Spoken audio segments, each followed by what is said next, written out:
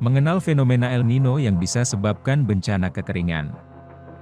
BMKG memperingatkan fenomena El Nino akan melanda wilayah Jawa Barat di tahun ini mulai semester 2. El Nino sendiri merupakan fenomena yang ditandai dengan suhu laut yang luar biasa hangat di Samudera Pasifik dekat Khatulistiwa, yang dapat berdampak signifikan pada pola cuaca di seluruh dunia.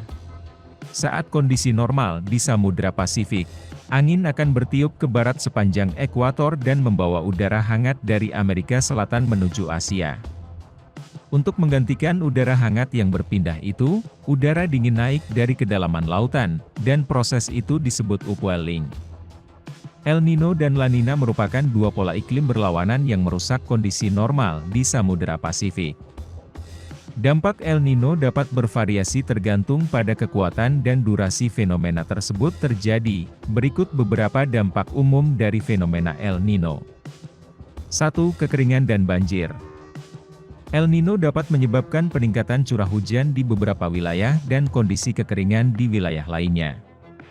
Misalnya, wilayah seperti Australia, Asia Tenggara, dan sebagian Amerika Selatan mungkin mengalami curah hujan yang tinggi dan banjir, sedangkan wilayah seperti Amerika Serikat bagian barat dan sebagian Afrika mungkin mengalami penurunan curah hujan dan kekeringan.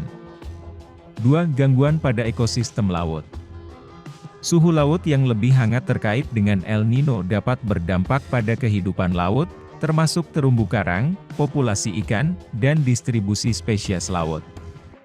Beberapa daerah mungkin mengalami peristiwa pemutihan karang, di mana terumbu karang kehilangan warna cerahnya dan bahkan bisa mati. 3. Dampak terhadap pertanian. El Nino dapat memiliki dampak yang signifikan terhadap pertanian dan produksi pangan.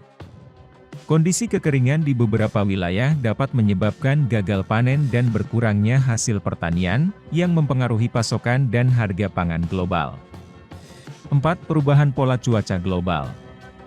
El Nino dapat mempengaruhi sirkulasi atmosfer dalam skala global, menyebabkan perubahan pola cuaca di seluruh dunia.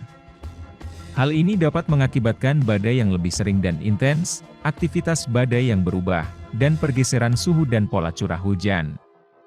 El Nino adalah bagian dari fenomena iklim yang lebih besar yang dikenal sebagai siklus El Nino Osilasi Selatan. Fase kebalikan dari El Nino disebut La Nina, yang ditandai dengan suhu laut yang lebih dingin dari rata-rata di Pasifik Khatulistiwa. La Nina sering memiliki efek kontras pada pola cuaca dibandingkan dengan El Nino, dengan rangkaian dampaknya sendiri.